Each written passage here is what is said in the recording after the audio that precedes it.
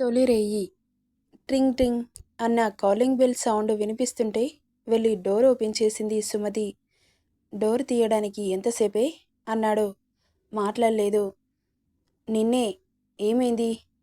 ఏం కాలేదు. మీరు ఫ్రెష్ అయ్యి రండి, వడ్డిస్తాను అంటూ లోపలికి వెళ్ళిపోయింది. శ్రీనివాస్ చేతిలో ఉన్న బ్యాగ్ టై తీసి పక్కన టేబుల్పై పెట్టి ఫ్రెష్ అవ్వడానికి వాష్రూమ్ వెళ్ళాడు. ఫ్రెష్ అయ్యి వచ్చేసరికి డిషెస్ అన్నీ అరేంజ్ చేసి ఉంచింది సుమతి. వాహ్! స్మెల్ ఎంత బాగా వస్తుంది. ఏం వండావోయ్ అంటూ కూర్చున్నాడు. కాకరకాయ వేపుడు, గుత్తి వంకాయ, సాంబార్, అప్పడాలు అని చెప్పింది.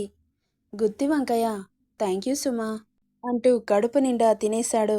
అవును, నువ్వు తినేసావా? మీరు తిన్నారుగా, ఇక పదండి అని ముభావంగా చెప్పి లోపలికెళ్ళిపోయింది. ఏమైంది దీనికి? వచ్చినప్పటి నుండి అలా డల్గా ఉంది అనుకుంటూ ఆమె వెనకాలే వెళ్ళాడు. పిల్లలిద్దరూ పడుకోవడం చూసి చిన్నగా నవ్వుకొని, ఏమోయ్, మనిద్దరం కింద పడుకుందాం, కింద పక్క వెయ్యి అన్నాడు. ఏం మాట్లాడలేదు సుమతి. వెళ్ళి పిల్లలిద్దరి మధ్యలో పడుకుంది. అది చూసిన శ్రీనివాస్కి కోపం వచ్చింది. సుమా అని అరిచాడు. అతని అరుపుకి లేచి కూర్చుంది.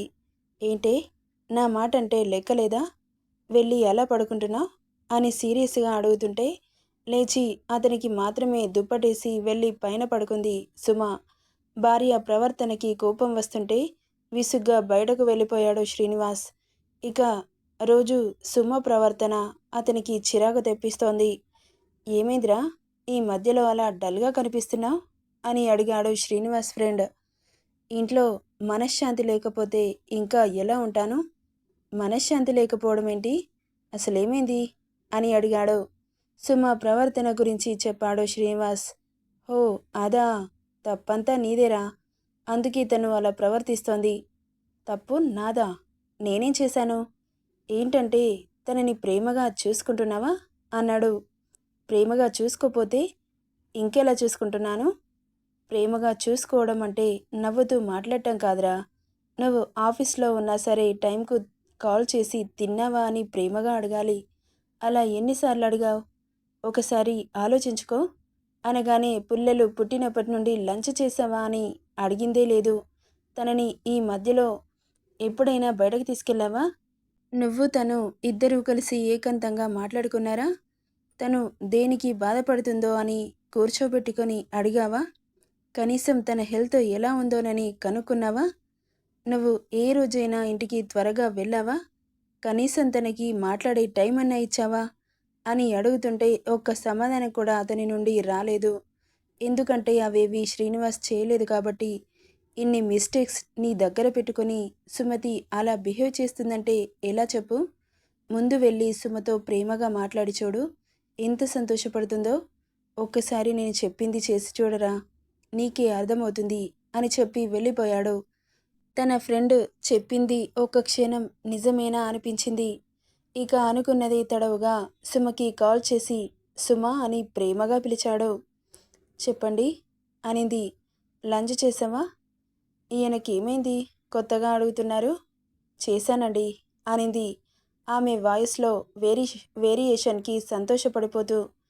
ఈరోజు త్వరగా వస్తాను, పిల్లలని రెడీ చేసి నువ్వు రెడీ అవ్వు, బయటకెళ్దాం అన్నాడు. ఈరోజు మీకేమైంది? ఎందుకిలా మాట్లాడుతున్నారు? ఆశ్చర్యంగా అడిగింది. ఏం లేదు కానీ నేను చెప్పింది చేయి సుమా అని కాల్ కట్ చేశాడు. ఏమైంది ఈయనకి? ఎన్నడూ లేనిది కొత్తగా మాట్లాడుతున్నాడు అనుకుంటూ నిట్టూర్చింది. ఇక ఈవినింగ్ శ్రీనివాస్ ఆఫీస్ నుండి త్వరగానే ఇంటికి రావడంతో సుమ సంతోషంగా, ఈరోజు త్వరగానే వచ్చారు అనింది. చెప్పానుగా బయటకు వెళ్దామని. నేను ఫ్రెష్ అయి వస్తాను అంటూ వాష్రూమ్కి వెళ్ళాడు. ఇక పిల్లల్ని తీసుకుని బయలుదేరాడు శ్రీనివాస్. డాడీ, ఈరోజు నాకు చాలా సంతోషంగా ఉంది. మా ఫ్రెండ్స్ కూడా మేము అక్కడికి వెళ్ళాం ఇక్కడికి వెళ్ళామని చెబుతుంటే నాకు చాలా బాధేసింది. ఇప్పుడు నేను మా ఫ్రెండ్స్తో చెబుతాను, మా డాడీ మమ్మల్ని బయటకు తీసుకెళ్లాడు, మేము వెళ్ళామని సంతోషంగా చెబుతాము అన్నారు పిల్లలు. అలా సంతోషపడుతుంటే నిజంగా ఇన్ని రోజులుగా పిల్లలని భార్యని పట్టించుకోకుండా ఎంత పెద్ద తప్పు చేశానా అనిపించింది అతనికి. ఓకే నాన్న, నీ ఇష్టం, ఎక్కడికి వెళ్దాం చెప్పండి అని అడుగుతుంటే అక్కడికి ఇక్కడికి అని ఒక 2, 3 ప్లేసెస్ చెప్పారు. వాళ్ళు చెప్పిన ప్లేసెస్ అన్నీ తిప్పాడు శ్రీనివాస్. పిల్లలతో పాటు సుమతి కూడా చాలా హ్యాపీగా ఫీల్ అయింది. ఇక తిరిగి తిరిగి బాగా అలసిపోవడంతో పిల్లలు గాఢ నిద్రలో ఉన్నారు. ఏమోయ్, పద, నీతో కాస్త మాట్లాడాలి అంటూ టెర్రస్ మీదకి తీసుకెళ్లాడు. పట్టు మంచం మీద శ్రీనివాస్ పడుకొని ఆమెని అతని మీదకి లాక్కున్నాడు. ఏం చేస్తున్నారు మీరు? వదలండి అంటూ సిగ్గుపడుతుంటే, ఏంటోయ్ అలా సిగ్గుపడుతున్నావు అంటూ ఆమె నుదుటిన ముద్దిచ్చాడు. పోండి అంటూ సిగ్గుతో అతడిని దూరం తోసి వెళ్ళిపోతుంటే ఆమె చీర చెంగుని పట్టుకొని వెనక్కి లాగాడు. చీర పిన్ ఊడిపోయి ఆమె ఎద భాగం నుండి చీర చెదిరిపోయింది. సిగ్గుతో ఆమె గుండెలని చేతులతో కప్పుకుంది. శ్రీనివాస్ కొంటె చూపులు చూస్తూ ఆమె నడుంపై చేతులు వేసి దగ్గరికి అదుముకున్నాడు. ఏం చేస్తున్నారు మీరు? అనింది చిన్నగా, సిగ్గుతో గొంతులో నుండి మాట రాకపోవడంతో. ఏం చేస్తున్నానో తెలియట్లేదా సుమా? అన్నాడు కొంటెగా.